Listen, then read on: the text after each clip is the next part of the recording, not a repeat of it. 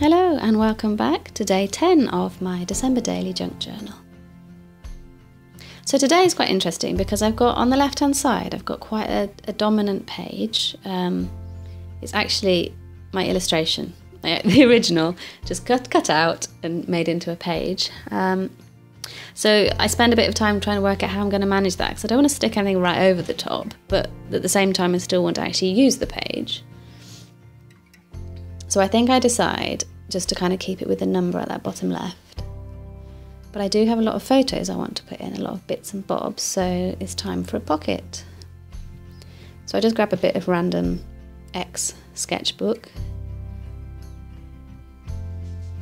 and decide to have a tree-shaped pocket.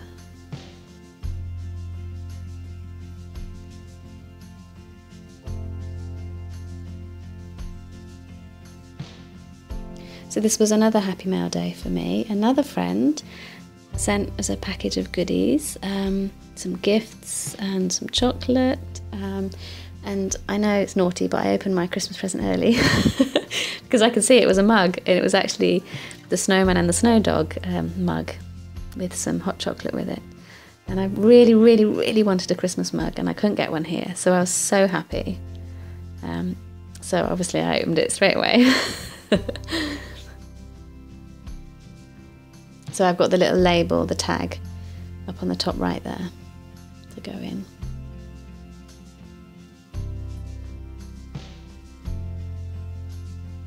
So I just stick a bit of card behind to make that stand out, and I stick it on upside down to begin with. Anyway, it's the right way up now, just to sort of make that pocket stand out against that plain background. So the 10 on the left, I'm thinking if I make it a whatchamacallit,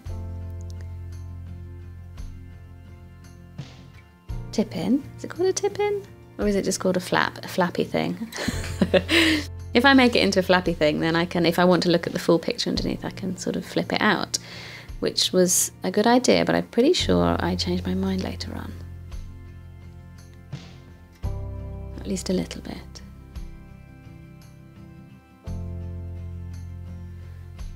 I have a bit of trouble because it doesn't want to lie flat and it starts to irritate me. I'm trying to press it down and it keeps popping up. So then I think, wow, what if I use a post-it note? Because the post-it note's got enough stick on it to make it stick down. And I quite like the yellow behind that 10. So I try that for a bit. Just measuring it with my thumbnail because I can't be bothered to grab a pencil.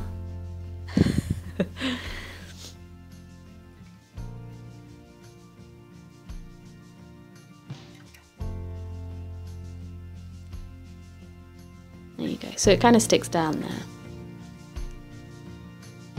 And then I don't know what I'm thinking. I just get a bit crazy with the washi tape and it's all a bit wonky and all a bit sort of, I don't know. I don't know what's going on there. So I think I just decide, forget that for now. Get on with the right hand side and come back and review it later.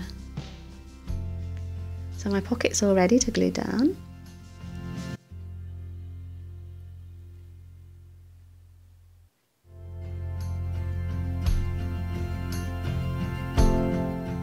And then I can start making the bits to go inside.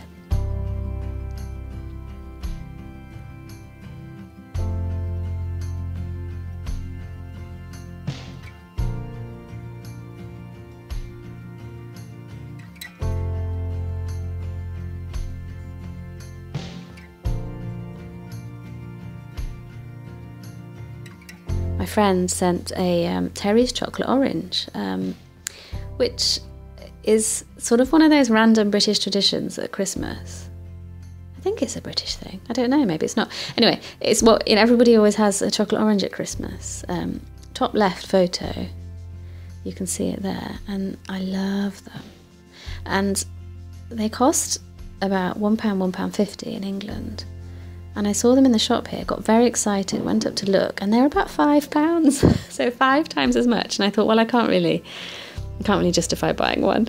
And I was so happy to see that my friend had sent me one. So thank you. So I had to have a photo of it in there to remind me.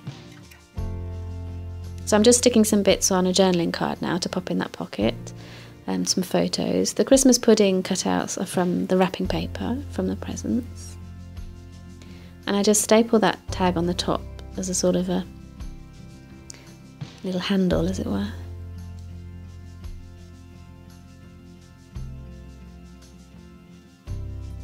So that's a little photo of my son being really happy because he got some little chocolate. I think they were reindeers and Father Christmases in his packet, and he was very excited about those. So I took a photo of him with them. And some, you know, gorgeous little children's drawings that were in the package as well, from my friends' daughters.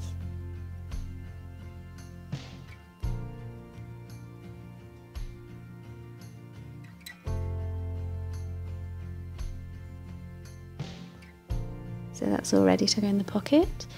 I'm just sticking on the Advent calendar activity, which was watch a Christmas film. I bought my son a Christmas film to watch on this day, and it's really hard to find one that he doesn't find scary. I tried him on quite a few different ones, and almost all of them have to get turned off because they have some sort of scary baddie in them, or they get a bit dark and sinister. And we've been reading The Polar Express, the book, and I thought, oh, maybe you can try that film. There's nothing scary in that. I mean, there's some wolves in a forest, but they're not scary. Oh my lord, it was it was exhausting. Like, I don't know if anybody else has seen that film. It's well done. I mean, it's, you know, they've obviously expanded the story a lot to make it into a film, but it just felt a bit exhausting the way everything kept going wrong, and like, I don't know. We had to forward wind a few bits, and my son has since not wanted to watch it, so I don't think that didn't go down very well. So I'm still yet to find a Christmas film that my son can watch happily. Bless him. So just popping a photo of him in there, in that pocket, and trying to work out what's going on with my tab. So in the end I just think, sod it, I'm not using it, and it's rejected. And I just figure I might as well just store the 10 on the tree. It's a shame, but never mind. It works out.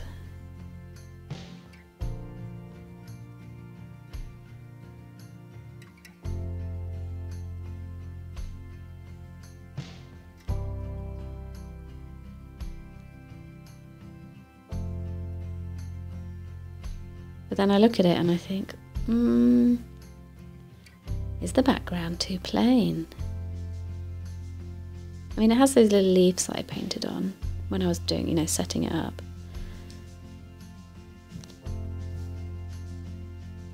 You know, it's perfectly fine like that, isn't it? Looking at it now. But I think I was just like, urges to colour it in, urges to do something. So I grabbed my ZigBrush pen and I think I'll draw dots. If in doubt, I just draw dots. So I skipped that bit out because it was just hours of me drawing dots.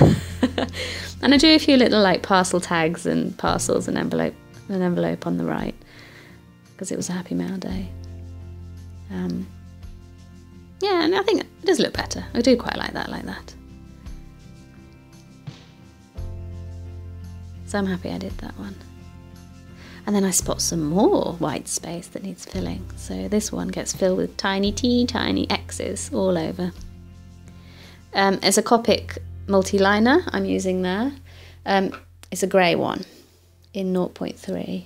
Again, I think all the Copic multi-liners are waterproof, I'm not sure. But that one certainly is. I bought them from the sort of manga section of the art shop. There's a lot of art pens, drawing pens. And it's really, I love waterproof pens because I love to be able to sort of, once I've drawn something, go over it with paint or ink or, you know, faff around with it. And you just can't do that if it's not waterproof. So if I see a waterproof pen in the shop, I'm afraid I just have to get it. So that gets filled with the tiny X's, and I'm thinking, is it finished? Am I finished? Am I done? Am I done? Nope. Putting a little bit of ink on the edge there. Still thinking, colour in those? Nope. That gets dabbed away. But in the end I wanted more detail in that background, so I just got a little green pen and just did sort of random little dotty bits. I didn't do them all, just to sort of add another little bit of colour in. And I'm like, stop Emily, stop. So I do stop.